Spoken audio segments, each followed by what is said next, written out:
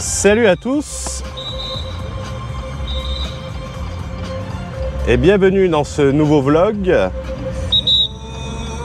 qui commence bien.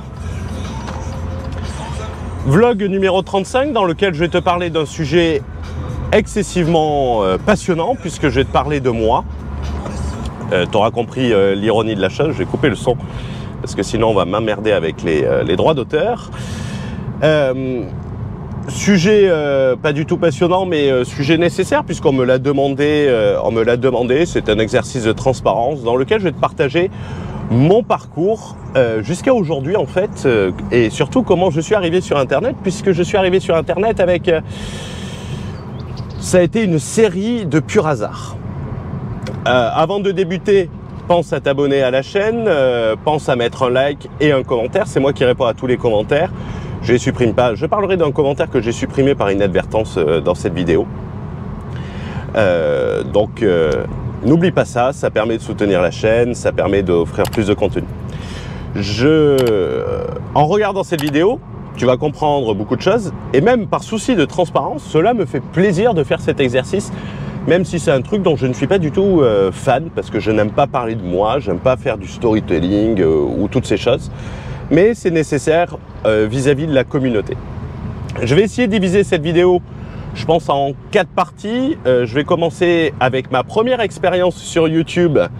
Ma première expérience qui m'a conduit en garde à vue. C'est véridique, hein, c'est pas du titre putaclic. Mon activité avant l'arrivée sur Internet. Mon arrivée par effraction, par hasard sur Internet et sur le sujet de la fiscalité. Et comment je conçois les années à venir sur Internet. Donc je pense que ça permet d'avoir une vision assez globale de la chose. Alors, n'oublie pas également de nous rejoindre sur Telegram. On est près de 3500 entrepreneurs investisseurs pour du contenu exclusif. Tu peux nous rejoindre également sur Discord pour échanger avec moi directement, poser tes questions, partager ton expérience, demander les avis et échanger avec la communauté. Tous les liens se trouvent dans la description, il suffit de suivre lien utile et tu trouveras tout, y compris notre podcast 10 millions, qui est un podcast qui apporte énormément de valeur si on se réfère aux commentaires des gens qui l'écoutent. Et je t'expliquerai à la fin pourquoi je ne montre pas mon visage et tu vas le comprendre en réalité, et qui aujourd'hui n'est plus une nécessité mais qui, par facilité, je vais t'expliquer tout ça. Donc, mon expérience YouTube, en réalité, elle remonte à 2012, donc il y a plus de 10 ans. Ma première expérience de social influencer de pacotille, si on peut le dire de cette manière. Je faisais également des vidéos en voiture, sauf qu'au lieu de discuter, je faisais l'abruti. On était un groupe d'amis et on se prenait pour Colin McRae ou Feu... j'ai oublié celui qui... Tom Block, j'ai oublié le nom, n'hésite pas à le mettre dans les commentaires. Où on faisait les cons en voiture en espérant tout simplement devenir des stars de YouTube. On était un groupe d'amis avec des compétences très particulières et très complémentaires, une parfaite association. Il y avait Arnaud qui était un banquier mais passionné de photos, de vidéos, de prise de vue. Donc lui, il s'occupait de tout l'aspect vidéo. Et aujourd'hui, j'ai vérifié ce matin, voir ce qu'il devenait.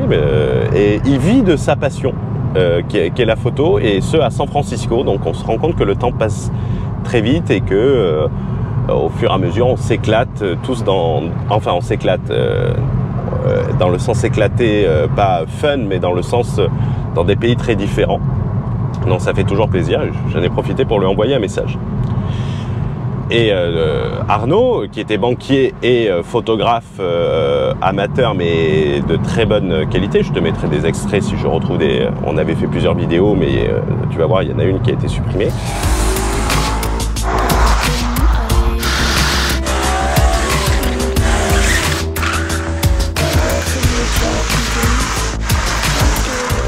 On avait une parfaite partage des tâches, puisque en réalité, nous on faisait l'abruti et lui s'occupait de la vidéo, du montage. On avait fait plusieurs vidéos, dont une vidéo en particulier, vidéo qui a été supprimée, et je vais t'expliquer pourquoi elle a été supprimée. Et je dois t'avouer, avec un peu de nostalgie, qu'aujourd'hui, avec le recul, je le regrette énormément, puisque ça ferait un souvenir extraordinaire, souvenir d'une jeunesse qu'on n'a qu'une fois dans sa vie. Donc ça a été un regret pour moi de supprimer cette vidéo, et il faudrait que je regarde, parce que je suis chez mes parents en Espagne, et il faudrait que j'en profite, voir si je retrouve pas mon premier MacBook, et si par le plus grand des hasards, je n'aurai pas une copie de cette vidéo quelque part ou sur un disque dur. Cette vidéo, qu'on soit honnête, on l'avait fait avec les moyens du bord. Arnaud, le photographe, était dans le coffre. Il flique partout. Ah mais c'est une course à pied.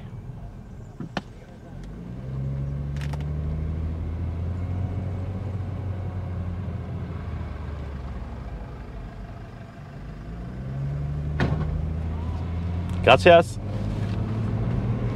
Donc, super accent en plus. Ils sont courageux, hein. Moi j'irai pas courir. Bon, c'est le matin. Bon, pour en revenir à notre sujet, on les faisait avec le moyen du bord. Arnaud, le photographe, était dans le coffre de la voiture, qui roulait devant, il filmait, il tenait l'appareil photo. C'était complètement inconscient, hein. Le moindre truc, le mec, sur un dodan un peu rapide qu'on n'aurait pas vu, il aurait pu finir dans le pare-choc, et on l'aurait retrouvé à la révision de la suiveuse. À l'époque, on n'avait pas de GoPro, on utilisait une caméra qui s'appelait la Contour HD. Et Arnaud se servait d'un appareil réflexe, c'était un Canon, je ne sais plus lequel, mais qui est toujours d'excellente qualité aujourd'hui. Et on avait même acheté, tu vois, dans un souci de professionnalisme, et on était assez novateur à l'époque, il faut avouer, on avait acheté un drone, c'était le tout début des drones, et tu avais des drones Parrot, qui coûtaient 300 balles. Et ce drone Parrot, il avait une qualité de merde, donc j'ai dit, ouais, on va scotcher la... On va scotcher la Contour HD dessous, et on fera des plans où la voiture passe dessous, tu vois. Le seul problème, c'est que la GoPro, la Contour HD était trop lourde pour le drone. Donc, en bon MacGyver du dimanche, on avait dit, vu qu'on filmait sur des cols de montagne, on s'était dit, ben, le mec, il va se mettre sur la route au-dessus, là, après l'épingle. On va se mettre avec une canne à pêche. Et on va assister le drone avec la canne à pêche pour le soulever et que la voiture passe sous le drone. Alors, premier essai, ça n'avait pas été... à première vue, c'était pas trop dégueulasse. Mais sur le rendu, c'était dégueulasse parce qu'en fait, c'était saccadé. On ne le montait pas régulièrement, donc ça faisait pas quelque chose de fluide. C'est marrant d'ailleurs. Et bien évidemment, ce qui devait arriver arriva. Mauvaise coordination, équipe de bras cassés. À la deuxième prise de vue, le drone, il a fini dans le pare-choc de la voiture. Enfin, c'est du vrai professionnalisme. Les vidéos, elles étaient ultra sympas. Même si elles étaient avec un montage artisanal, il arrivait à faire des miracles, Arnaud. Mais on faisait pas non plus 1 million de vues. On avait peut-être fait 7000 vues sur une vidéo en 3-4 mois. Donc nous, c'était le début de la célébrité pour nous. Jusqu'au jour où, là, on va parler de la garde à vue. C'était un lundi matin, si ma mémoire est bonne, mais il me semble bien que c'était un lundi matin. J'arrive au café, et c'était le café où on se retrouvait tous. Et là, je croise le père d'un de la bande, tu vois, un de mes amis. C'était pas le père d'Arnaud, mais c'était le père de quelqu'un d'autre.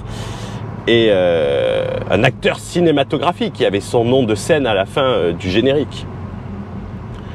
Son père, il était relativement froid. Mais quand je te dis froid, c'était une porte de prison, quoi. Même un Estonien à côté, pour ceux qui ont été en Estonie, était chaleureux.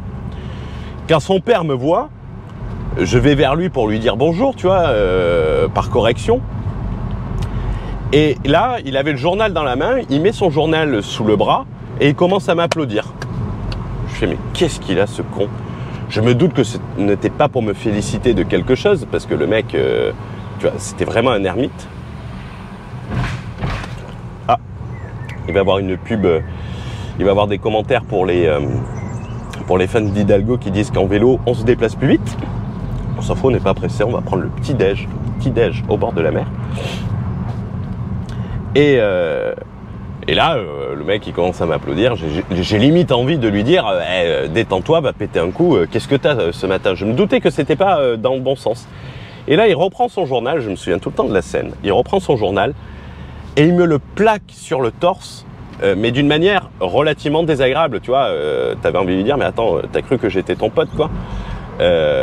Par respect envers mon pote, je le fais pas. Mais le mec, je te dis mais tu t'es pris pour qui? Tu t'es pris pour mon père? Et là, il me dit, et je m'en souviendrai toujours, il me dit, ça serait bien qu'un jour, vous arrêtiez de faire les abrutis. Je comprends pas sur le moment, je prends le journal, je fais, mais qu'est-ce qu'il y a dans le journal? Et là, rêve de tout web entrepreneur, je vois en première page du journal local, première page, je vois des captures d'écran de notre vidéo. Et en titre, des fous du volant. Ah mais vous voyez, le vélo, ça servait à quelque chose de nous dépasser. Hein. Quand ça monte, ça pédale moins vite. Hein. Bon, Jean-Michel Le Connard, le mec est courageux quand même. Belle preuve sociale. Et en titre, c'était des fous du volant se filment et fournissent toutes les preuves à la police.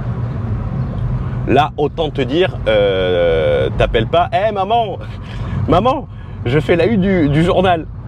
Je sors vite mon ordi, j'appelle mes potes, je leur envoie les trucs. Il faudrait que je retrouve le journal, voir si on l'a toujours. Et je démarre mon ordi. À l'époque, tu n'avais pas le partage de connexion. Et même si tu avais le partage de connexion, le téléphone, c'était du Edge limite. Donc, pour te connecter à YouTube, il te fallait 30 minutes, quoi. Je vais directement sur YouTube et je supprime la vidéo. Avec la connexion moisie du café, quoi. 2 jours après, je pense que c'était 2 jours après, on est convoqué chez les flics. Tu sais, tu reçois le courrier convocation pour une affaire vous concernant. Et on y va. On se doute que c'était pour ça. Et là, c'était une garde à vue, mais on n'a pas été, on nous a pas menotté et tout ça, mais on devait rester, on n'était pas libre de nos mouvements.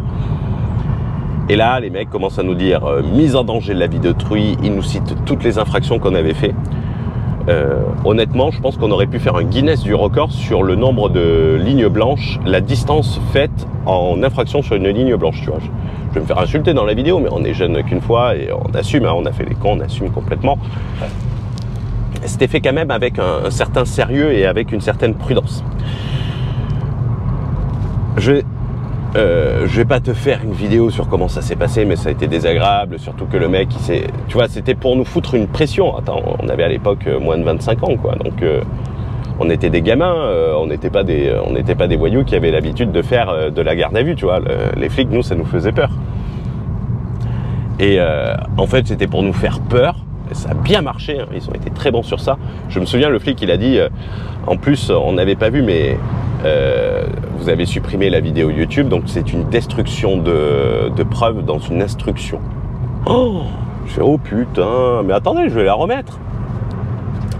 Blague à part, grosse pression. Il y a plus de 10 ans, on peut en parler librement maintenant. Première expérience sur YouTube, une expérience mitigée. Après cette jeunesse faux folle, il a fallu rentrer dans le monde du travail, dans le monde du salariat, devenir sérieux. Après cette carrière d'acteur, cascadeur aborté, j'ai fini mes études et je suis rentré dans le monde du travail.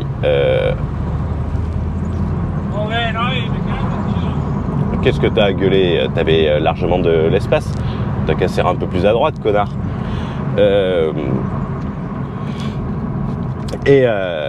Il faut comprendre qu'à la base, je ne suis pas juriste. J'ai fait une école de commerce, un programme grande école de commerce, ça fait grandement prétentieux, mais c'est comme ça que ça s'appelle, à Lille, dans le nord de la France, et avec une spécialisation en finance et finance d'entreprise, ce qu'on appelle le Corporate Financial Management.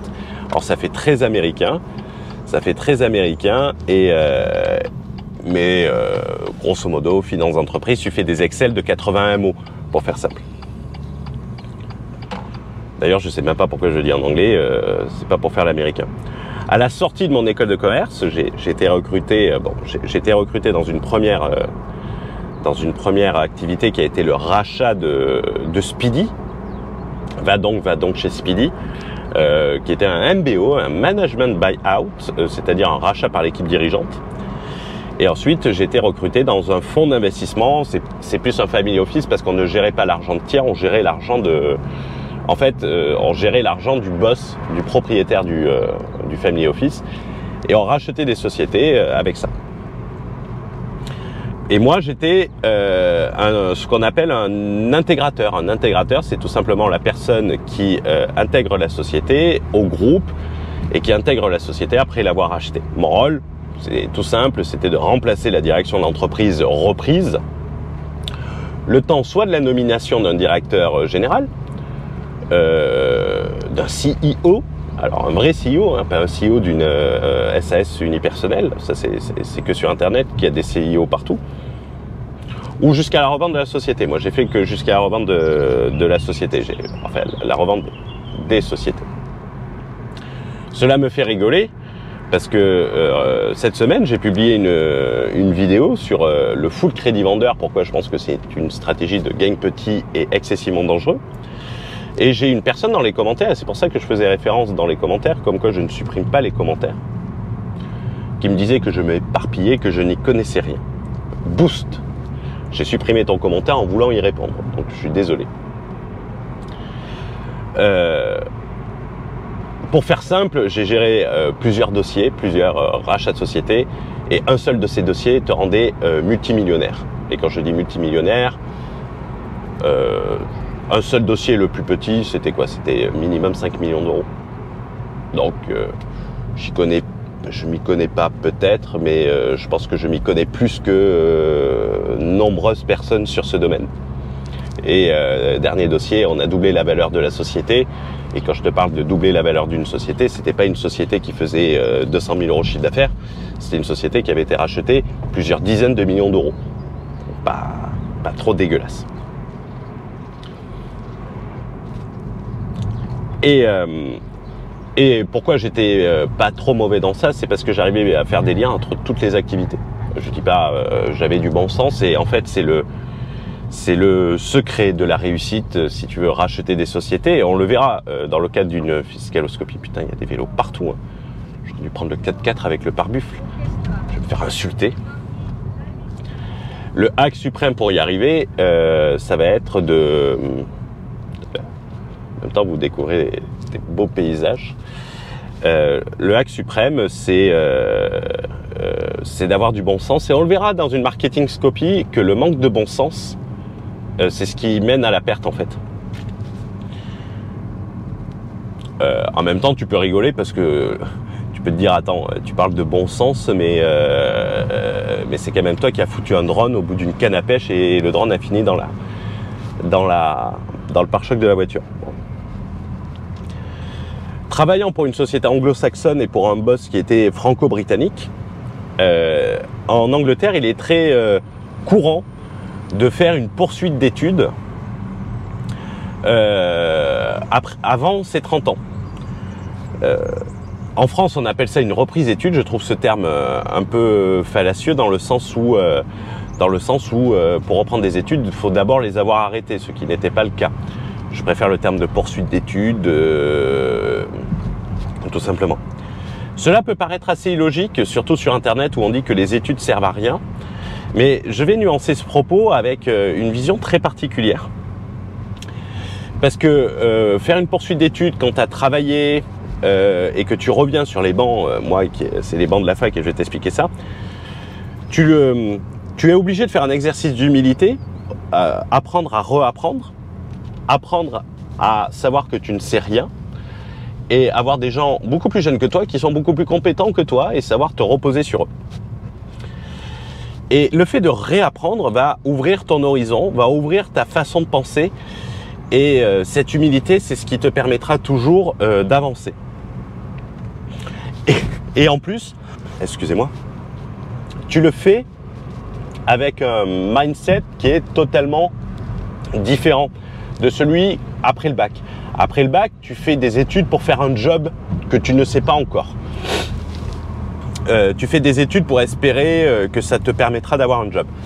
Une fois que tu as eu un job et que tu fais une poursuite d'études, tu fais ces études pour faire ton job mieux. Donc tu sais pourquoi tu fais des études et tu sais que ce que tu vas voir et tu vas réussir à extraire les choses que tu vas voir pour faire du...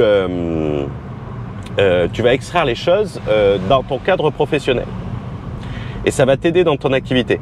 Je referai mes études initiales en finance. Je pense que je les referai complètement différemment et avec sans doute plus de motivation et plus de succès sur certains domaines.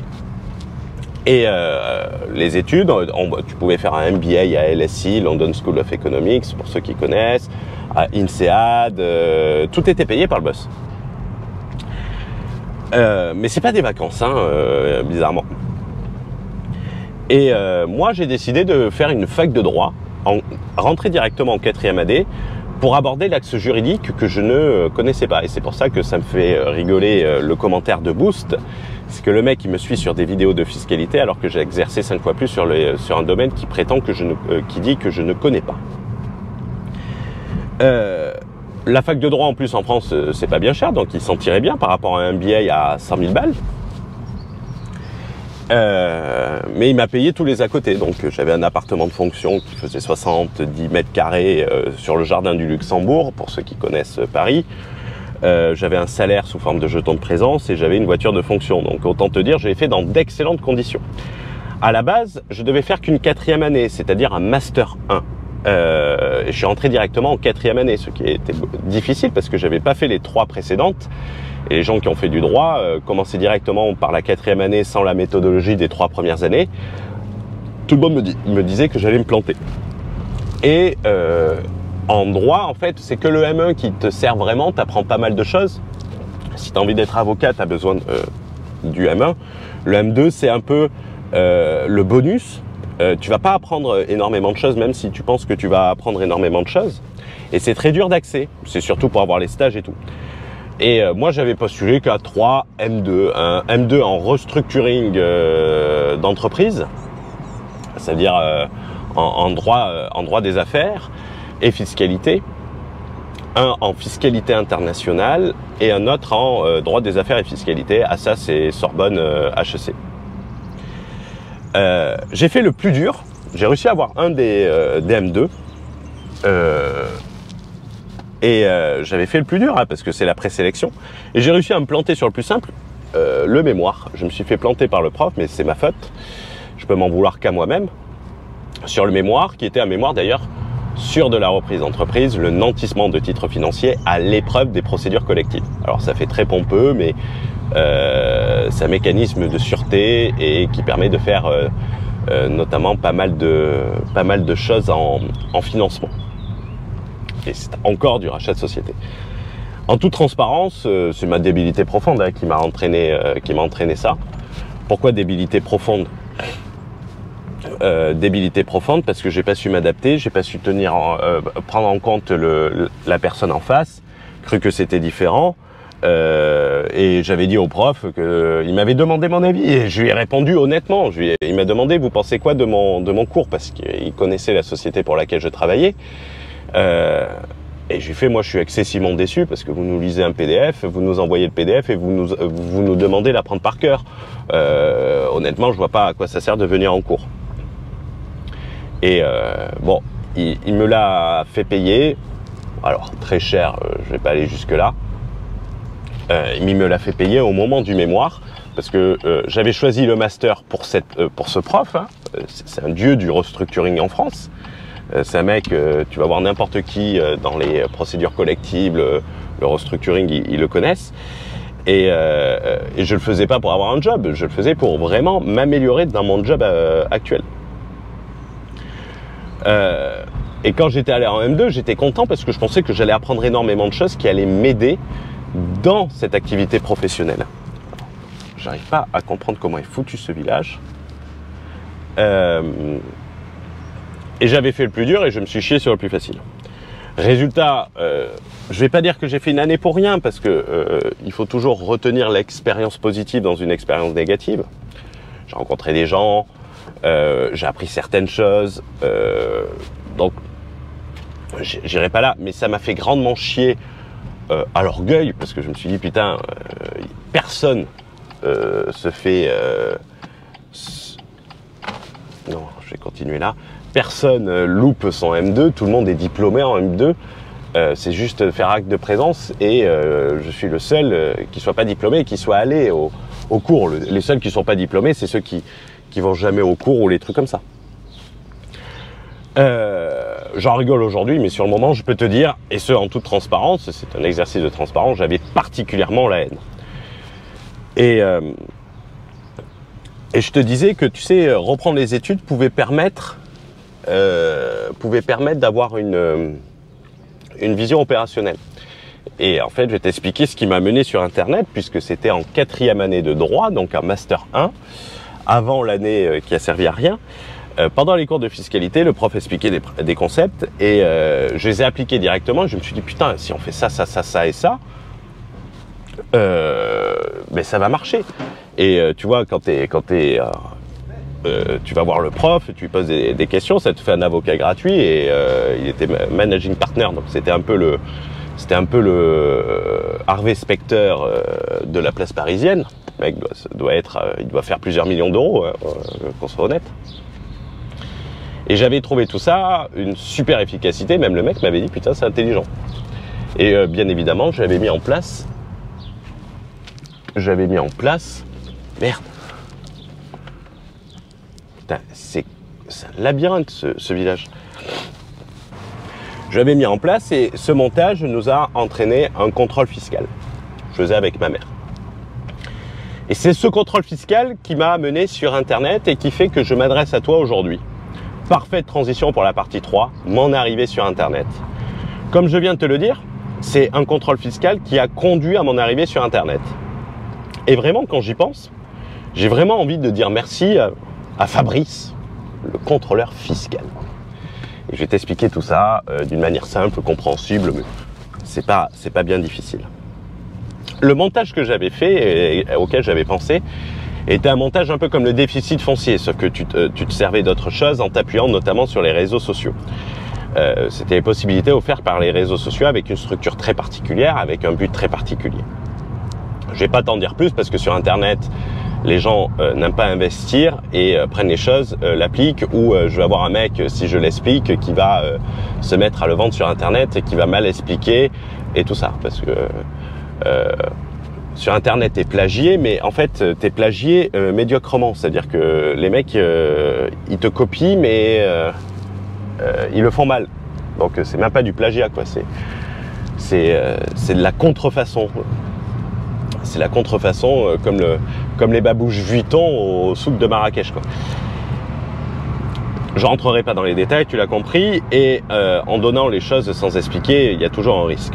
Début 2019, on a donc le contrôle fiscal.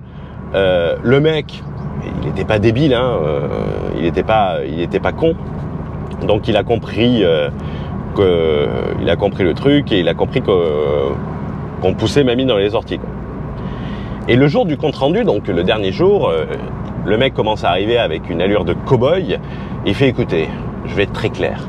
Ce que vous allez me dire et selon la discussion que nous allons avoir, je déciderai ou non de vous mettre un abus de droit et les 80% de pénalité. Merci la fac, je connais les procédures de l'abus de droit. Et là, moi, je lui réponds en toute sérénité. Je lui fais si tel était le cas, je m'adresserai à votre supérieur hiérarchique parce que vous n'êtes pas en mesure de mettre cette procédure en place. Seul votre supérieur hiérarchique le fait.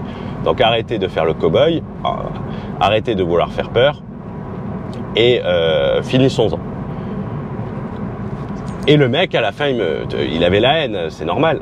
Il me dit on se reverra. Je lui réponds ouais, ce sera avec un immense plaisir. Et le mec me fait faites bien en sorte de ne pas faire que du déficit. On faisait que de la charge, on faisait pas de produit. Et là, il a fallu se poser la question, très bien, pour éviter de se faire emmerder, on va faire du produit, donc rentrer de l'argent sur Internet. Et je me suis dit, on va pas se faire chier sur le truc, on va faire une chaîne YouTube. Et cette chaîne YouTube, on va la monétiser. pour aller récupérer, tu vois, dans ma tête, essayer de récupérer 200-300 € de publicité. Pour moi, ça me paraissait suffisant. J'imaginais pas que c'était si difficile. Je viens pas d'internet. Et il a fallu trouver la thématique de la chaîne. Tu comprends pourquoi je ne suis pas revenu sur la thématique de la voiture. L'expérience que j'en avais m'avait laissé un léger goût amer. J'ai commencé à chercher, tu vois, des idées. Alors, j'ai pas tapé idées de chaîne YouTube dans Google. Je commençais à regarder sur YouTube. Et je suis tombé par le pur des hasards sur une vidéo de fiscalité, d'un YouTuber qui parlait de fiscalité. C'est complètement différent. Deux étonnements quand j'ai vu cette vidéo. Le premier, c'est que les gens cherchaient des informations sur la fiscalité sur YouTube. Ça a été ma première surprise. Deuxième surprise, le nombre de vues et le nombre d'abonnés des personnes qui parlaient de fiscalité sur YouTube. Et je me souviendrai d'une vidéo, pourquoi j'ai créé une société offshore au Delaware, d'un mec, d'une personne qui s'appelait très modestement Benjamin le Majestueux, qui parlait de KDP, si je dis pas de conneries. Et il faisait 600-700 vues habituellement, il se filmait avec son peignoir Versace, les Ray-Ban avec le cercle lumineux, tu voyais le reflet dans les Ray-Ban. Et ces vidéos faisaient toutes 600 à 700 vues, sauf la vidéo du pourquoi j'ai créé une société offshore. Donc tu te dis, et là, elle avait fait 40 000 vues. Donc je me suis dit, putain, il me faut des abonnés, 1000 abonnés, 4000 heures de vues, je ne sais pas si c'est toujours le cas aujourd'hui. Je suis parti sur la fiscalité en expliquant, il y a les gens qui cherchent des informations sur la fiscalité. J'avais regardé tout, bien évidemment, j'étais tombé sur le guignol. Moi, je fais péter la TVA. Donc, il n'y avait pas de contenu de qualité. Donc, je me suis dit, je vais commenter leurs vidéos pour permettre aux gens de mieux comprendre, quitte à ce qu'ils cherchent des informations, qui tombent sur des bonnes informations, quoi. Et c'est comme ça que j'ai commencé. Et j'ai fait principalement cela pour apporter de la valeur. C'était pas pour vendre des formations ou se créer une communauté. C'était mes 200-300 € pour calmer Fabrice. Et en 2019, pour faire grossir la chaîne, je suis contacté plusieurs fois par des mecs dans des groupes de Discord de dropshipping qui me font intervenir sur la fiscalité, l'expatriation et tout ça. Et moi, mon but, c'est, je disais, tiens, tenez, allez sur la chaîne, abonnez-vous pour avoir les 1000 abonnés. Et ensuite, on m'a présenté System.io en décembre 2019, si je me présente bien, et c'était une révolution. Et le mec m'avait dit, tu devrais faire une formation. Il m'a aidé sur ça, il m'a tout expliqué. Je te salue au passage. Ce dropshipper de Lyon qui avait un gros Discord, avec qui j'ai pas mal échangé, et qui s'était fait, d'ailleurs, en parlant d'excès de vitesse, je l'avais aidé parce qu'il avait acheté une Fiat Abarth et il s'était fait choper en grand excès de vitesse. Et il était convoqué chez les flics. Donc, je te salue au passage. Et après, quand le confinement est arrivé, la boîte sur laquelle je travaillais a été vendue en février 2020, juste avant le confinement. On a été mis en congé parce qu'on s'est dit, putain, ça va sentir le caca. Le confinement est arrivé. On a dit, ok, jusqu'à la fin de l'année, vous êtes en congé payé. Donc, profitez. Et moi, pendant le confinement, c'était grosso modo des vacances. Et ça me permettait de m'occuper. C'est là que j'ai développé la chaîne, le contenu, les programmes et tout ça. Mais pas dans l'optique de remplacer un job, c'était vraiment une occupation. Ça a été une conséquence, ce n'était pas l'objectif sur Internet. Et me voilà aujourd'hui avec près de 18 000 abonnés, après être arrivé sur Internet par pur hasard, sur une niche par pur hasard, qui n'est pas ma niche de prédilection, qui n'est pas ma passion en soi. Et c'est pas... Alors, les gens me prennent pour un expert, oui, parce que ce que je fais, je le fais bien, je m'y intéresse bien. Mais je suis pas à lire des comptes rendus de fiscalité le soir, quoi. Je préfère lire des livres sur le restructuring, le rachat de société, la stratégie entrepreneuriale et tout. Mais tu comprendras, c'est la fiscalité qui m'a attiré sur Internet par pur hasard, par pur opportunisme et par effraction en quelque sorte. Je suis arrivé par effraction. Et à l'époque, je bossais.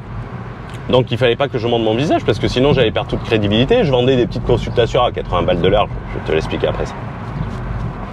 Voilà comment je suis arrivé et comment je conçois le futur, donc 2023-2024. Cela a été le sujet de ma newsletter de hier. N'hésite pas à t'inscrire à la newsletter du samedi. C'est une newsletter que j'écris tous les samedis, sans chat GPT. J'utilise Beer GPT, j'aime bien l'écrire en buvant une bière, c'est très inspirant. C'est une intelligence non artificielle génératrice. Je vois le développement sous 3 axes. Un axe high ticket, un axe middle market. Alors, axe high ticket, ça va être les accompagnements one-to-one, longue durée, ça va être les stratégies, ça va être les masterminds, les mentorats. L'axe middle market, c'est je vais renforcer la vente de formation, que ce soit Borderless Entrepreneur. Je suis déjà en train de bosser sur le plan de la V4.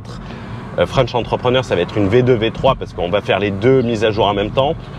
Et un axe mass market. L'axe mass market, c'est un axe je suis en train de revenir là où je suis parti, c'est pas très intelligent. L'axe mass market, ça va être des produits qui ne seront pas diffusés sous le nom de AH, mais c'est des produits à diffusion massive. Moi, j'appelle ça la Dacia d'AH, comme ce qu'est Dacia pour Renault. Chaque axe alimentant l'axe supérieur au travers de la qualité, de l'expertise apportée. Et comme je l'ai dit, ma valeur monétaire peut être largement supérieure sur certains domaines qu'uniquement sur la fiscalité qui est capée. Et en plus, c'est beaucoup plus stimulant et les gens sont plus enclins à dépenser sur du conseil stratégique que sur la fiscalité parce que tant qu'ils ne se sont pas fait choper, ils considèrent que la fiscalité... c'est peanuts. J'ai eu une personne sur Instagram qui me demandait des informations. Alors je suis auto-entrepreneur, j'encaisse tout sur Enventi, j'ai rien déclaré. Je vis à Bali, mais je suis pas résidente de Bali. Mais je suis pas résidente française non plus parce que je passe moins de 6 mois en France et que tous mes clients sont pas en France. Je veux créer une société offshore à Hong Kong. Et quand tu dis ouais, mais bon, t'as besoin de comprendre un peu certaines problématiques. Tu lui envoies un programme à 1250 € hors taxe Borderless Entrepreneur. Si tu vas avoir des avocats, ça te coûte 5000 balles minimum d'avoir le même contenu. Elle te répond ah ouais, mais j'ai pas 1300 € à mettre dans ça. Tu le regretteras un jour. Par exemple, j'avais pris le retour d'expérience de Rémi dans la vidéo d'Oussama Hamar, qui est agré de l'AMF, Rémi de la chaîne Parlons Long Terme, et qui avait estimé la valeur du mastermind, de ce qu'il a appris dans le mastermind pour ses sociétés, à minimum 100 000 balles pour ses business. 100 000 balles, tu as une valeur monétaire. Si je lui donne un conseil fiscal, allez, au pire, s'il fait 500 000 € de bénéfices, ce qui est déjà énorme, si tu lui fais économiser 5 points, ça fait 25 000 balles. Tu vois, tu as une valeur monétaire beaucoup plus élevée. Et pourquoi je ne montre pas mon visage? Je ne montre pas mon visage, c'est la grande question sur Internet. C'était à cause de mon activité professionnelle à l'époque. J'avais mon activité professionnelle. Je faisais des coachings sur Internet que je facturais 80 balles de l'heure à l'époque, en 2019 et 2020. À l'époque, mon boss me facturait à des sociétés 1000 balles de l'heure. Imagine, pour faire simple, quand j'avais dit ça, il m'avait dit écoute, si tu veux le faire, tu me signes une lettre de démission non datée, et si ton visage sort sur Internet et tout ça, et que les clients le savent, ta situation deviendra intenable, ce qui est normal. Le mec, il voit un mec qui peut payer 80 balles de l'heure et il paye une facture de 1000 € de l'heure. T'es là, tu perds en crédibilité. Et il m'avait dit, et si ça sort, la situation sera intenable, donc tu veux aller faire mumu sur Internet, tu me signes ta lettre de démission, et au cas où ça sort, on n'aura qu'à la dater. Et bon, tu pourrais te dire, j'ai commencé sans montrer mon visage, et aujourd'hui j'ai pris l'habitude. En réalité, c'est beaucoup plus pratique. Je souhaite pas être reconnu dans la rue, c'est pas mon objectif. Moi, je suis quelqu'un de relativement discret. Vivant heureux, vivant caché. Je cherche pas la gloire, mais si les gens me disent, dites-moi ce que vous en pensez, est-ce que je devrais le faire, est-ce que je devrais pas le faire, qu'est-ce que ça apporterait selon vous, est-ce que ça changerait quelque chose selon vous, mettez-le dans le commentaire. Et aujourd'hui, en ayant pris l'habitude, j'ai pas envie de me faire harceler par des groupies et des mannequins qui apprendront que je suis célibataire. Bien évidemment, je déconne encore une fois. C'est surtout pour des raisons de praticité et de production. C'est beaucoup plus pratique d'un point de vue production et d'un point de vue technique, surtout quand il connaît rien comme moi. J'en parlais justement avec un professionnel de la vidéo, de dire allez, il faut regarder la caméra, les petits détails. Je suis relativement perfectionniste, donc je respecte énormément les gens qui ont le courage de le faire et qui ne se sont pas posé la question. Et j'en parlais, par exemple, Maxence Rigotier, pour ne citer que lui.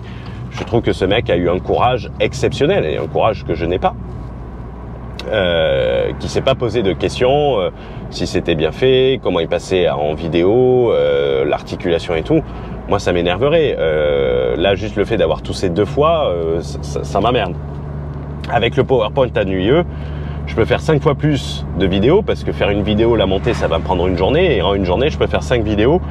Et ça me permet également de rester dans l'actualité en ayant une production ultra rapide.